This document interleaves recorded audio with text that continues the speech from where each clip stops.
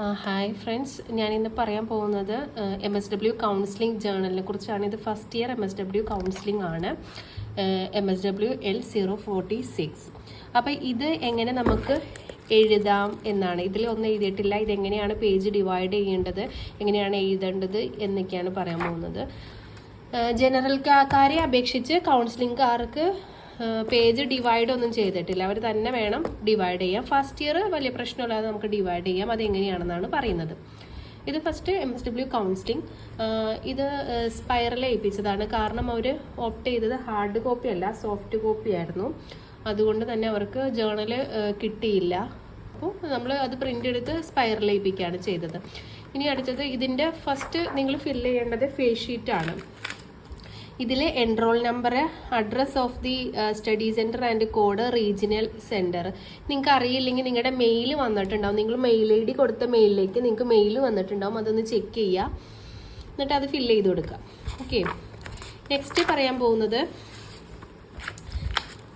Pre time self assessment ഫോമാണ്. Pre time self assessment form എന്ന് പറഞ്ഞാൽ ഇത് വായിച്ച് നോക്കുക, എന്നിട്ട് ഏതാണോ ശരി അതിൻ്റെ നേരെ ഒന്ന് ടിക്ക് ചെയ്ത് വിടുക. അപ്പോൾ ആ ഒരു രീതിയിൽ ഇത് മൊത്തം ഫില്ല് ചെയ്ത് വിടുക. വായിച്ച് നോക്കുക. ഫില്ല് ചെയ്യാനുള്ളത് ഫില്ല് ചെയ്ത് വിടുക, ടിക്ക് ചെയ്യാനുള്ളത് ടിക്ക് ചെയ്ത് വിടുക. ആ രീതിയിൽ ടേം സെൽഫ് അസസ്മെൻറ്റ് ഫോം ഉണ്ട്. ഇത് ഫ്രണ്ടിലുണ്ട് ബാക്കിലുണ്ട്. അത് രണ്ടും ഫില്ല് ചെയ്യണം. ഇത് നമ്മൾ എല്ലാം പഠിക്കുന്നതിന് മുൻപ്, ജേർണൽ എഴുതുന്നതിനേക്കായി മുൻപ് ഫില്ല് ചെയ്യുന്നതാണ്. അപ്പോൾ അതിൻ്റെ നമ്മുടെ ചെറിയ നോളജ് ആളുണ്ടാവുള്ളൂ, അത് വെച്ചിട്ടാണ് ഇത് ഫില്ല് ചെയ്യേണ്ടത്.